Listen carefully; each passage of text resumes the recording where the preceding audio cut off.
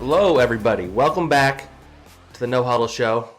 We're fresh. We're refreshed. Coming off the bye. I had a nice little vacation. Mike had a nice vacation to MetLife, where he saw just a delightful football game on Sunday afternoon.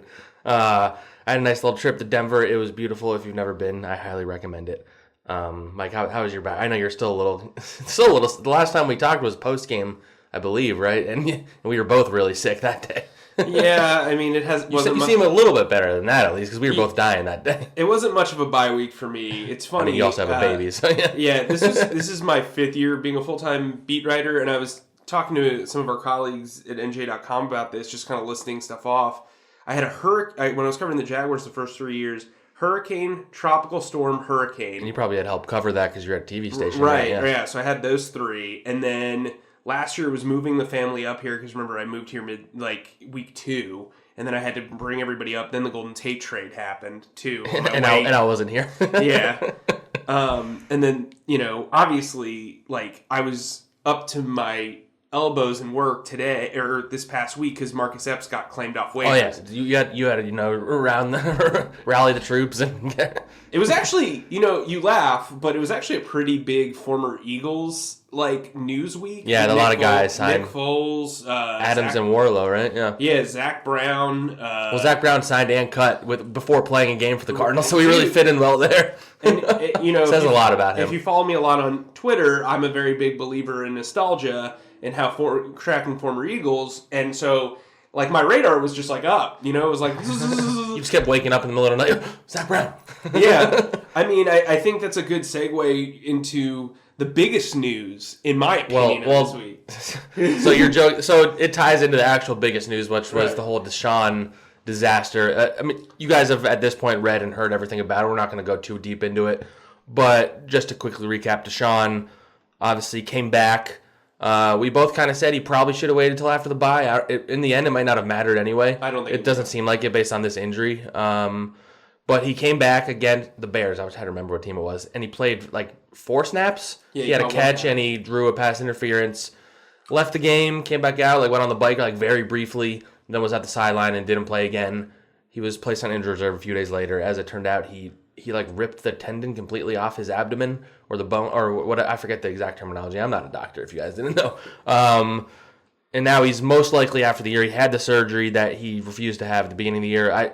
I think the criticism's been a little too fast and furious for him doing that. He's not the first one to ever do that. We won't be the last. He wanted to play. It wasn't like he heard all the information and the doctors wouldn't have let him play if they didn't think that, rehabbing at first was still an okay measure. But yeah, you want to jump in? And with that said, too, I think the criticism of the Eagles, there's a lot to criticize. Not about the injury, but yeah, there's other stuff to criticize. Right. There's plenty of room to criticize this medical staff for previous handlings.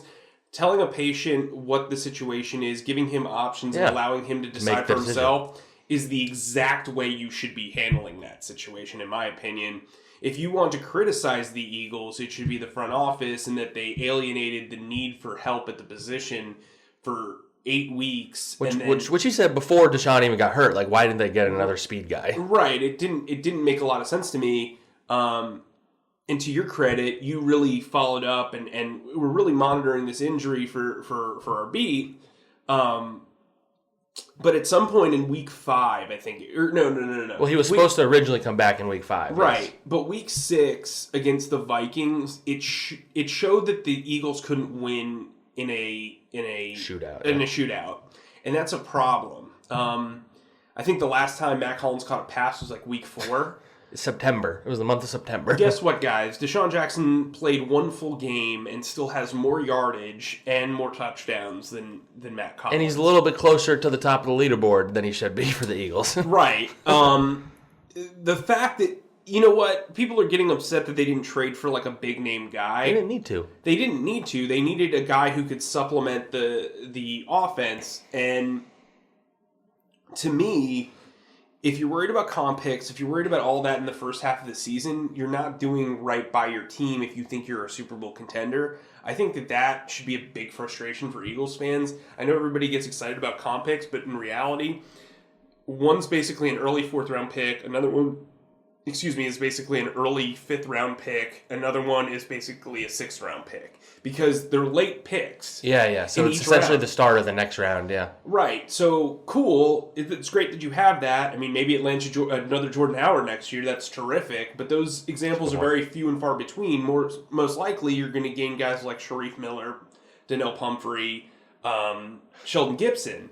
And I just kind of think, like, this team, behind the scenes, at the Combine, it was buzzing. This Eagles team was one of the top 3 teams in the league. Everybody liked what they were doing. Everybody saw how they were planning this all out. Even after the Michael Bennett trade, when they brought in Malik Jackson and DeSean Jackson, this was considered a great roster. And you know what? I've been called out a little bit on Twitter, us as a whole. We all were wrong about how much depth was on this roster. We can admit that. Including the Eagles. Right. Here's the problem, though. It's one thing to project something and say it's great, but when you have current examples of why it's not great and you alienate... Hard evidence, yeah. Right. You have hard evidence. Week 5 was hard evidence that this wide receiver group is not good enough to sustain success in deep into the season. They're worse than they were supposed to be. Right. I mean, you could look on paper and say, look, Alshon Jeffrey and Nelson Aguilar were starting wide receivers on a Super Bowl team. They performed admirably last year. Matt Collins was a draft pick who they really thought highly of, but he was billed as a special teams guy. J.J. Arcega-Whiteside was a 2nd-round pick that they thought could immediately help in the red zone.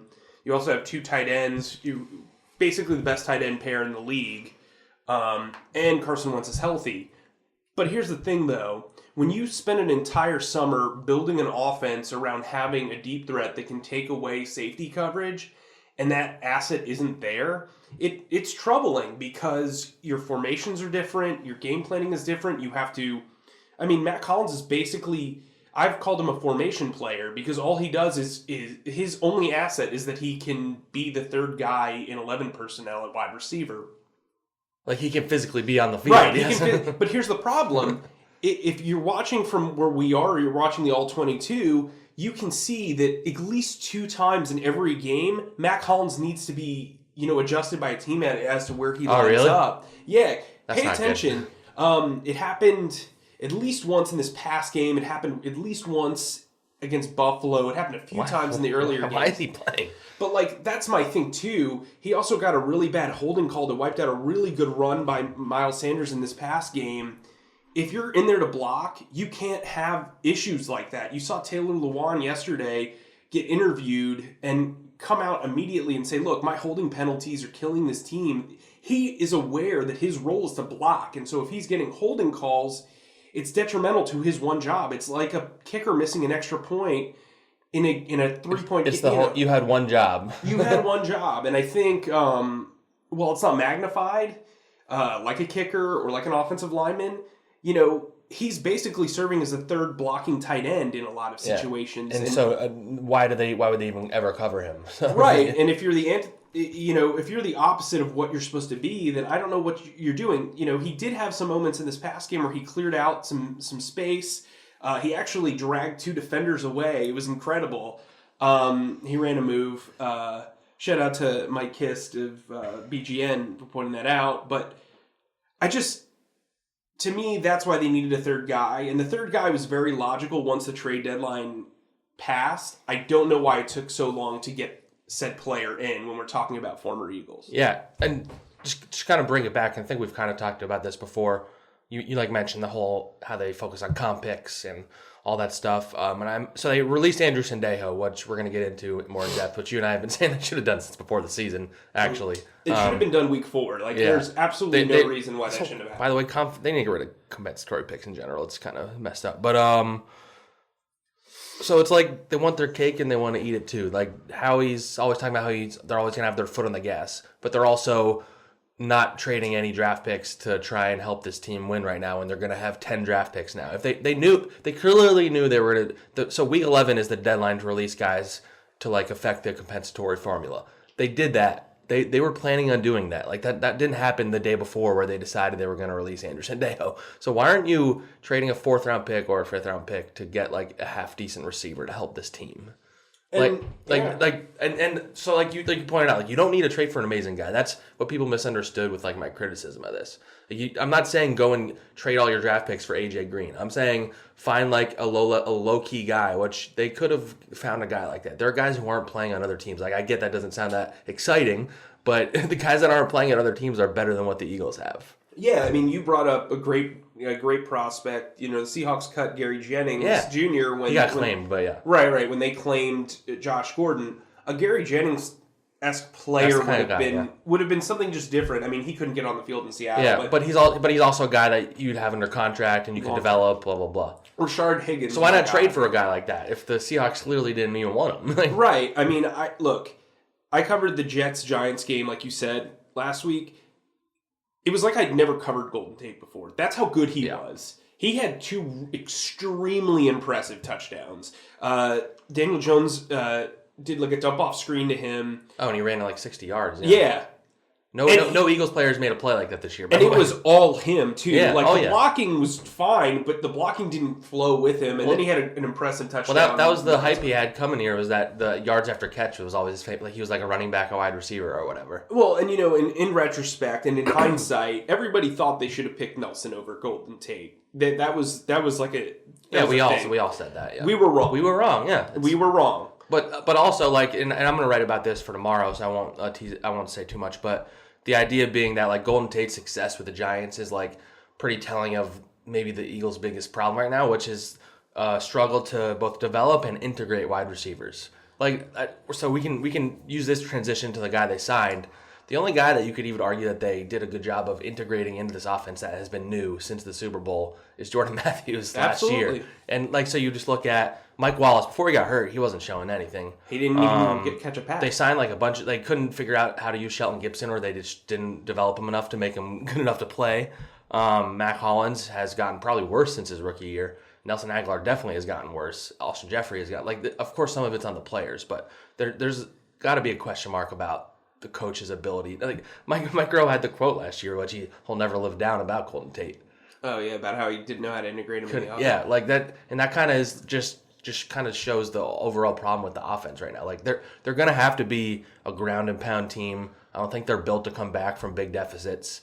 When you're a running team, you're just not. They don't have a deep threat officially now. Jordan Matthews is the best deep threat, and he's not fast. He's not. No. I mean, so like we kind of joke about the fact that they brought Jordan Matthews back, but it was like such an obvious choice, and I feel he's going to play quite a bit for this team. And I think the only reason why he wasn't brought back sooner, again, comp picks. They were hoping that the 49ers would pick him up. Yeah. The 49ers did bring him back for a bit, and then he didn't last the 10.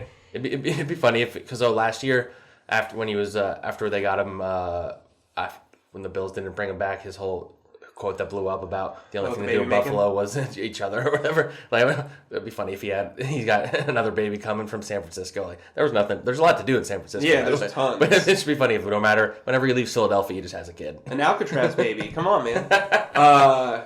You can recycle and go to coffee shops and then go to the Silicon Valley over there. Yeah. It's actually, that stadium's awesome too, and there's like a Levi Stadium. Yeah, there's a theme park around there. The parking's terrible. I've only been to San Francisco for like less than 24 hours. The Eagles play there next year, actually. Yeah, I'm kind of stoked about that. Yeah. Anyway, let's talk about 2020. Let's talk about Jordan Matthews. Okay? Yeah. Jordan Matthews I remember tweeting out before they picked up Jordan Matthews that I thought Nick Foles would this time, you mean? Yeah. No, the first time. Oh, okay. Or when they brought him back last year. Specify. It's been a few times. Yeah, sorry. Yeah. I made a joke that Nick Foles would be a better option at wide receiver than Jordan Matthews. Ooh. It was a joke. But I also thought Jordan Matthews, bringing him in, didn't kind of fit. I thought he would be mostly a slot guy, and I thought that would negate Aguilar's He played role. like every position, didn't he? Yeah. He did. And that was the big thing for him the second time around. He's like, when I was here with Chip Kelly, he just wanted a big-bodied slot receiver. That's all he wanted. He just wanted big-bodied dudes in general. Right, yeah, big people, beat up people, whatever. Yeah. But what he showed me is a pretty diverse route tree. I think he's a guy who has some understated speed. But the most important thing, and something I've noticed on film too, is Carson Wentz has a lack of chemistry with Aguilar and Jeffrey, which is puzzling because they've worked together for 3 seasons. Alshon, it's always been a kind of thing with Carson and right. him, Well, their games aren't very similar. Yeah. Like the reason Nick Foles is a throw it up and see what happens guy, and that fits him well. Carson's more of a bullet thrower. Yeah, that's fair. But what I'll say is this. When you have that type of dynamic, bringing in somebody who he trusts, whether he's the most dynamic speed guy or whatever, is helpful. They clearly have a great relationship. They talk very well. Jordan thinks the world of him based on everything he's ever said to us. I mean, they have a handshake that they've had since their rookie year together. Right. Or Carson's rookie year. Yeah. I think that's very important. I also think having a big-bodied guy, guess what? I'm going to whisper this because nobody's thought about this, and I want to keep it to myself. J.J. Arcega-Whiteside fits exactly the profile that Jordan Matthews did when he was coming out of college. Interesting. So, that said, if Jordan Matthews can handle that Z receiver spot, I think you're in a really good spot because Jordan Matthews is a guy who could get up, grab catches out of in the red zone. He uses his size well. He had a case of the dropsies, but so did Zach Ertz when he was early on in his career. And Nelson. And Nelson. But I think having a third guy that you can rely on is not as beneficial as maybe a deep threat is. But if you have 3 receivers and one of them isn't Matt Collins, who is basically a person, I think it helps you out. Because for the last 5 weeks, Carson Wentz has essentially been playing in 11 personnel with, 3 or 4 passing options. Yeah. That's not helpful. It's not ideal. No, it's not. Well, and for people that aren't like big formation people, like when you're in 11 personnel, you have 3 wide receivers, a tight end, and a running back. If you can only use the tight end, running back, and 2 wide receivers, you're playing with smaller field. Yeah, you're playing with a smaller field. You're not really, threatening the defense the way you probably should. Jordan Matthews had some moments last year where he got some pretty decent yardage after the catch. And if anything, Golden Tate was hard to integrate into this offense because it would have negated Jordan Matthews and Nelson Aguilar's chemistry working together too, I think, in a lot of ways. Do you see them maybe even using Matthews in the slot and trying to make Nelson the deep threat? I think what you do is you make Jordan Matthews the slot in the red zone. Yeah. And then you have Nelson on the outside, and then he can kind of take a safety away. I think you have to keep Nelson in the slot. I just don't think clearly he's not good at the other thing. Yeah, I mean, well, I don't know if he's not good, but he's not consistent on the outside. I think if that's he can't track balls down the field. Correct. Well, he's going to have to track balls whether he's in the slot. Yeah, that's fair. But, that's fair. But look, again, I think that Jordan Matthews fits the profile of a J.J. Arcega-Whiteside. They can do very similar things. They're similar route runners. They're not very speed deficient. I mean, they have pretty average. They are speed. They are they're average speed guys. Yeah. I mean, I think Jordan Matthews is faster than Alshon Jeffrey. Yes. If that helps you. And you know what? He's been able to kind of relax a little bit. The 49ers really didn't use him. He played in 1 game, didn't get any stats. I think he can come in here. He knows the offense pretty well. He knows the coaching staff well. Most importantly, he knows the quarterback. And I want to talk about the quarterback just a little bit before we kind of segue elsewhere. We can blame the wide receivers all we want. I do think part of the issue is Carson's played well. He hasn't been great. And I think part of that is due to him playing within the offense. I don't know if that's what he's been asked to do. The offense hasn't really been geared towards making big plays. It's been geared towards taking what the defense gives them. And that's why I don't think you're seeing Carson kind of improvise as much. Carson's a game changer. Carson's a really talented quarterback, but I don't think he's been enabled to improvise, not because the coaching staff hasn't let him, but because the plays haven't been set up for him to do that. Typically, when you improvise, those plays need to take a little bit longer to develop so you can, kind of see the field and move around. It just kind of seems like it's take what the defense gives you, set up with the short and intermediate routes. In order to beat the Patriots this week, that needs to change. Yeah, I mean, that defense might, if not for the 49ers, is probably the best in the NFL. Especially their secondary is really good. Yeah. But yeah, I mean, there's a segment of Philadelphia that tries to blame Carson for all of this stuff. I still think it is important to say that the receivers just aren't getting open. Alshon being bad is worse than Nelson being bad. Yes, because he's they consider him the number 1 option pretty much, or number 2 at least. Right, and to be fair to Carson, I mean, to be paired to the wide receivers, Carson's missed some throws. Yeah, he has, for sure. They're it's not 100% the receivers. Like, there's blame to go around. But. Yeah, I don't think it's fair to completely throw everything on the wide receivers. But that said, even the most reliable guys have dropped passes or fumbled or, I mean, Zach Ertz has had a couple of bad games. Yeah. Dallas Goedert, while he was able to make... He's had a drop and a fumble that were bad this season. Right. Yeah. What I think's interesting, though, is there are guys that have struggled and made up for it, like Miles Sanders, Zach Ertz, Dallas Goedert. I'm not seeing Nelson Aguilar have that game where you're like, okay, cool. He's back, yeah. He's back.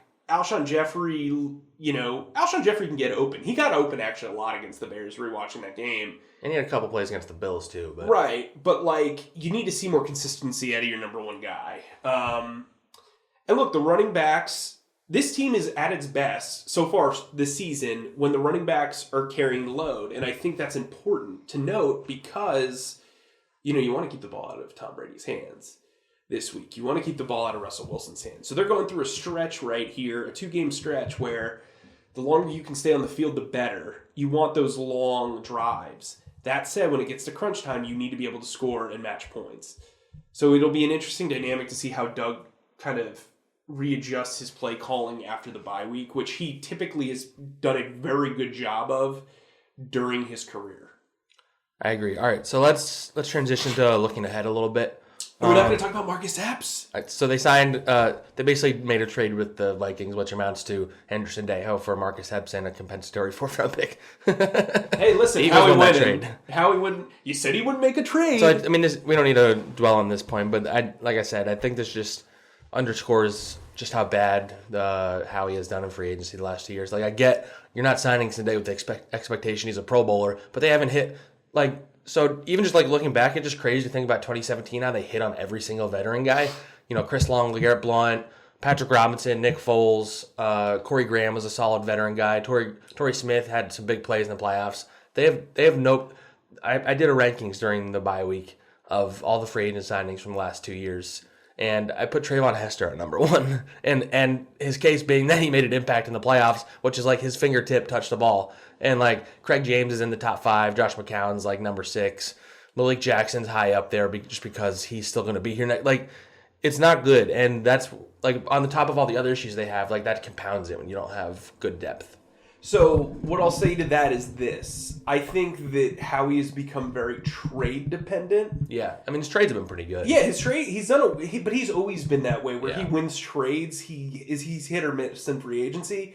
It's just been really hardcore misses the last few years. And I think it's been underscored by... I think part of their approach has been tied to how much success they had with it in 20... A lot of people pointed out how almost none of those guys are still here, but you don't sign those guys if you have the expectation they're going to be here 2 years. Right. If they work out, then you have them a year and then you shuffle in somebody else. But right. They've done 1-year rentals. I think... I was talking to somebody, actually a pretty notable national voice, yesterday, and he said the biggest mistake they made last year was not re-signing LeGarrette Blount. It was idiotic.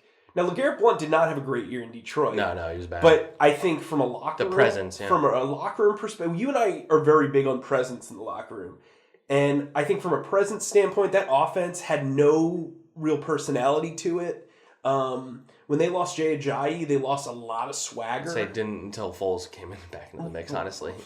Oh my God! You're going to start a debate. I mean, it's true though. You just it's true, but he's a different presence, right? That's what I'm saying. It's all about presence. They don't have that right now. I think LeGarrette Blount. You and I hammered on it a lot, especially before, after Sproles got injured and Ajayi got injured. Yeah, that stretch where the running game was just awful. Yeah. Yeah, that was a big missing key, and you're looking at a guy like Jordan Howard, who is a younger, more efficient LeGarrette Blount, really, this season, and I think that's how they've made up for it. I think they learned from that lesson. It took them a little while, but they learned. But so another one than what we've talked about in this podcast, even dating back to when Elliott was still here. Who? Was them deciding that Bo Allen's non-guaranteed 3-year deal with the Buccaneers was too hefty, and they would rather spend those $5 million on Haloti Ngata and Corey Nelson. Corey Nelson didn't make the team. Haloti Ngata everybody knew was past his prime, including him probably, and he just was just a minus. And he went and they signed him knowing that Tim Jernigan was going to miss a lot of time because Tim Jernigan got hurt in February. So that I know it's a minor move, but they would have Bo Allen as a depth piece still right now if they had done that. Yeah, I know he's not an amazing player, but he's a good locker room guy also, and he's a good run defender. Anyway, so let's flip the switch. So we're sounding a lot negative, but the funny thing is just the way the NFC East is. The Eagles should win the NFC East. Just the way that their schedule and the Cowboys' schedule plays out. They're technically tied at the top right now. The Cowboys lost to the Vikings last night. Both 5-4. Both are 5-4. I know tiebreakers, but I think it's too early to even factor in tiebreakers, honestly. There's just so much. Although the Cowboys are 4-0 in the division, which is a steep hill to climb. But the Eagles are 1-1 though. Yes. And if they beat the Cowboys, exactly. That Week 16 game is gonna decide all of it probably. Right. Well, when you look at for all the marbles, you're gonna bring up the schedules right now. Yeah, I was about to point out the schedule. Yeah. Well, so the Eagles. So the thing is, they can lose these next two games and still be okay. They have to finish. Ideally, you beat the Seahawks. Or one of them at least, and then it makes the path a little bit easier and less stressful down the stretch. But so if they lose those two, the Eagles the rest of the way play the Dolphins, who actually don't look that bad anymore, but they should beat them still. Giants, Redskins, Cowboys, and Giants again. So all of those teams, besides the Cowboys, have 2 or less wins. And the Cowboys, I don't think they have a cupcake until the Redskins in the last week of the season, which it might not even matter by then. Mm-hmm. They play the Lions, who beat the Eagles, the Patriots, the Bills, the Bears, and the Rams. And then they play the Eagles. Where's the Bills game? Let me look right now. Because that matters. Yeah, that's and where's the Rams game? So they got the Bills at home and they got the Rams at home, which makes it because the Rams look pretty bad right now, by the way. Yeah. But you just look at that, so they have the same record. And maybe let's say you assume the Cowboys can beat the Lions and the Bills, and the Eagles lose their next 2 games, maybe. So that it will. There's a chance there's a steep hill they got to climb. But if they beat the teams they're supposed to, and if they're a playoff team, they should be beating other playoff teams. So, like I wrote about today, the Eagles should win the NFC East. They should. But whether they do or not, we'll see if the team actually is good enough, which, again, I'm not sure they are. So. Right. The Cowboys game, the previous Cowboys game, this team was banged up, and they've gotten a lot of guys back. I think that's going to be helpful in a lot of ways. I still think this is a one-and-done playoff team. Yeah. Or if it's a home game, they might. Well, win. If it's a home game, it depends on who they play. Yeah, because it might be the Vikings, honestly, because the Vikings are going to be probably not winning the division over the Packers. Right. So, which is a quirk in NFL rules that is kind of ridiculous. That a team that the Vikings could win 11 or 12 games and have to travel to the Eagles, who probably are going to win the division with 9 games, or 10. Yeah. I think the Eagles have to win. I think to win the division. A couple of weeks ago, I would have said 9. Now I think it's got to be 10. Yeah. Because you got to think about it this way: the Cowboys are probably going to lose to the Patriots, but they could beat all of those other teams. Yeah, they're all beatable. They're just not easy wins. Right. So the Eagles would have the Bears, those teams. Yeah. So the Eagles would have to be their 6th loss. So that Week 16 is going to be fun. Yeah, that one's going to be unless the Eagles just completely screw up over the next month. Right, and I think they can beat Seattle. I'm a little. Yeah, they can, but yeah, I'm a little weary of this Patriots game. And by little weary, the line as of last night, the line was only Patriots minus 3.5, which seems like crazy low. So you get 3 points for being at home, so it's 6.5. That's a touchdown game. I don't know. Right. There's been no evidence that the Eagles are only a touchdown away from the Patriots this year. Well, I get it. It's a road game. The Patriots' offense isn't very good. It hasn't put up a lot of points. Their defense is incredible, though. That's what the issue is. And I think they have 19 interceptions on the season and have only allowed 3 passing touchdowns. That is wild. That is wild. Anyway, but that said, it's going to be an interesting go, but the Eagles are in prime position. They can control their own destiny if they really want. If they made it difficult with the way their first half went, to be honest, but it's still there. What's interesting too about these next 2 games is they're both games that you would predict probably losses on paper. So if they win one of these games, then you're playing with house money a little bit. Exactly, which is exactly what Alshon Jeffrey said when basically moonwalked into the playoffs. And then if they win one of these games, then a wild card is like a legit as of now, I would expect them only to have a chance at the division. But if they win one of those games with the schedule coming up, like if they don't win the division, they could still potentially be in the wild card run. Yeah, I mean, it'll be a rough road. But especially because of that 49ers division is tough. But yeah, but giving yourself options, hey, that's giving yourself options. All right, so before we go, we asked you guys for some questions on Twitter. We got some good ones. Want to run through some of them. Keep them coming. Comment on this on YouTube. Write us reviews. We'll read them. While I'm bringing this up, I'll see if we have other reviews that I got to read too. But the first question comes... I only like reviews where they compliment me. Yeah, like the last one. That made your day the other day. Yeah, that was nice. While he's looking that up, what I will say... Yeah, here's a nice one, actually. Yeah. What I think is interesting, though, about bringing in Jordan Matthews is Jordan Matthews knows how that New England offense operates too, so I think that's kind of interesting.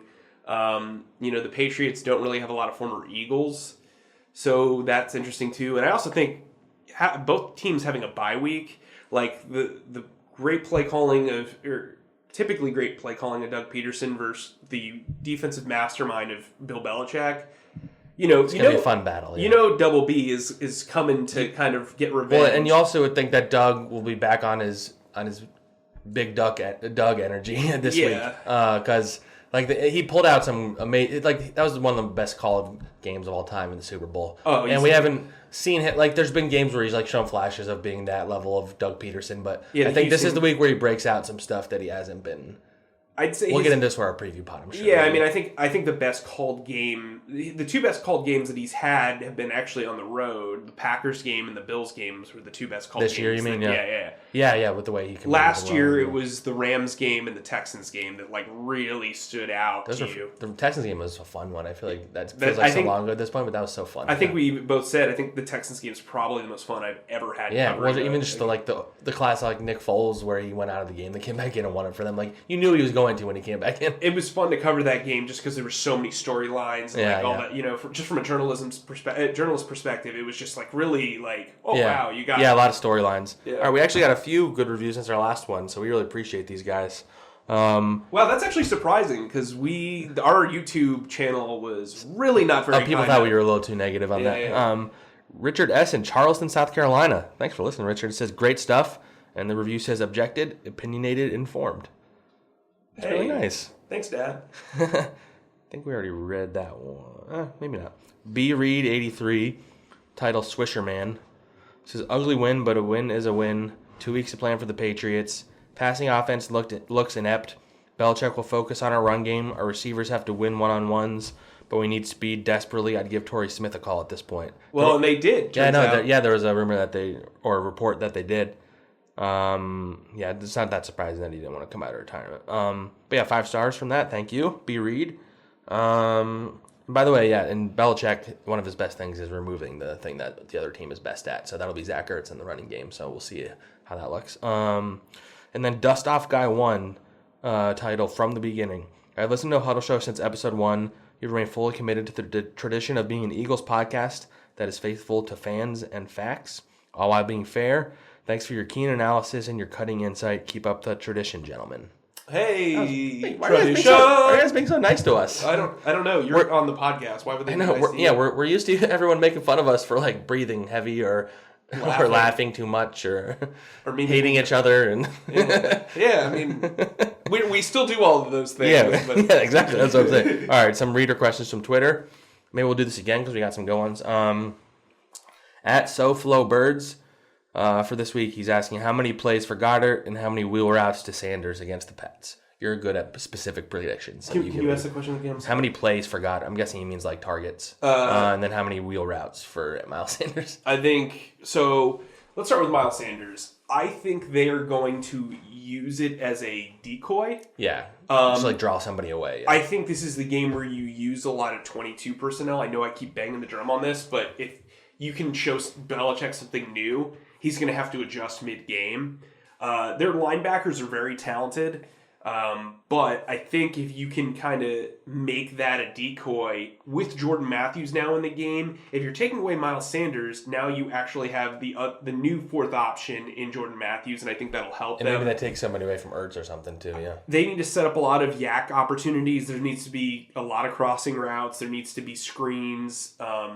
You've seen a lot where they've done a fake screen to the left side and then dumped off to the right. That's going to have to work in this one. Maybe you just adjust the way you angle it. As opposed to going left to right, you go right to left. The offensive line's going to need to be really big for Miles Sanders if they do that wheel route. The blocking downfield needs to be there. Now, Dallas Goedert, if they're going to bracket Zach Ertz, I think is going to have a massive game. Or at least a lot of opportunities, yeah. Yeah, I think Devin McCourty can handle Zach Ertz in a lot of ways. I mean, obviously in the Super Bowl you saw that there were some deficiencies from a size standpoint. But I think they'll do a good job on him. It's the other side that I think the Patriots have to worry about. They could really unleash Dallas Goedert. It does kind of seem like Dallas Goedert is waiting for that unleash game. He's gotten better each week. Like, that dude's a stud, I think. I think you could reasonably expect a 6-catch, 90 yards, and a touchdown game from him. Yeah. At _Chris24, if signed, what does Jordan Howard's deal look like? I've been thinking something like Mark Ingram's, maybe a little bit more because he is younger and he seems to be getting better as the year goes along, and he's added pass catching to his game a little bit more. So I am curious to see what kind of there's just no running back market in general. I think we both thought like Tevin Coleman, like the deal he signed was so small and it seemed like he had a lot of interest. So I would say like 3 years.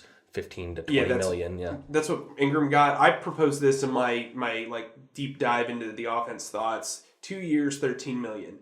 He'll be 27 in 2 years. It'll allow him to test the market again. That's like $7 million a year almost, yeah. Yeah. And it'll allow Miles Sanders to develop a bit. Howard leaves during Sanders' last year of his rookie contract. So in theory, he should be ready to take the load. Right. Yeah. And you're prolonging their career because the first 3 years of his career, you're splitting the load. It's something that worked for Westbrook. It's something that worked for LaShawn McCoy in a lot of ways. So I think that's kind of the angle to take.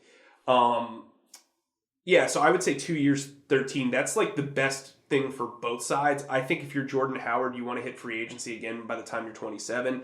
Running backs typically fall off by the age of 29. Well, and they'll be preserving him because next year, Sanders, you'd think, will get more carries. So. Right. So, by then, he's in the league for, 6 years. Yeah. He's probably going to get 4 more years out of it, can go to another team and run the show. But I think that these guys have, especially the last 6 weeks, have really complemented each other well. Yeah. I think Jordan Howard is an absolute fit for this offense. And clearly. The locker room, they love him in there. Yeah, he is. I mean, he's now as well liked as anybody. You notice they're starting to do like advertisements with him now, which is yeah. He's been heavily featured. Yeah. Yeah. Note for him: if he averages 68 yards per game over the next 7 games, he will be the first 1,000-yard rusher for the Eagles since Shady in 2014. So that's, again, he came in. If he stays healthy, I think he gets that. Yeah, I think he exceeds it pretty easily. Yeah. I wonder if he'll get the Eagles' first 100-yard game since Nam. Yeah, since Nam. All right, these 2 questions are pretty similar. Don't elaborate too much on them. But at Phillies_dude, do the Eagles work out any other wide receivers besides J-Matt? And then at Texas Mike G, what are the odds they work out another receiver sometime this week? And if not this week, depending on their performance against the Patriots, would they try one out next week? But it doesn't sound like they did, and I think they're pretty set with this group for the rest of the season unless somebody gets hurt. Yeah, I think they'll see what they've got. At best, they would call somebody up from the practice squad, but this is what the group's going to look like. Right. You've got that guy, Rob Davis, who's sitting there on the practice squad. He's gotten a lot of praise from people Greg in Washington. Ward, Marcus Green, yeah. Yeah, at this point, that's your options. I know a lot of people brought up J.J. Nelson, but... I know, but there's a reason why he's not on a team. Right, yeah. And he got dropped by an Oakland Raiders team who has been searching for wide receiver help forever. Yeah, no. So, it's funny how his name kept on... I feel like nobody's ever talked about J.J. Nelson before the last 2 weeks here. He's the poor man's He was good like 1 year in Arizona. Yeah, he's the poor man's He's fast, but anyway. Here's a good one. At playing _possum, what are the chances the Eagles actually change their coaching staff? What are the chances the Eagles actually change their coaching staff if they make the playoffs by winning the division?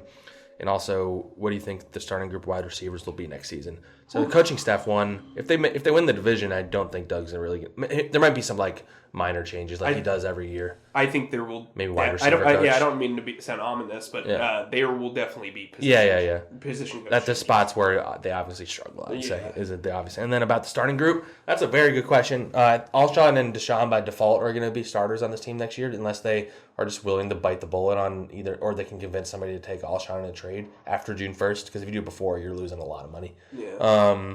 So I'd say those two.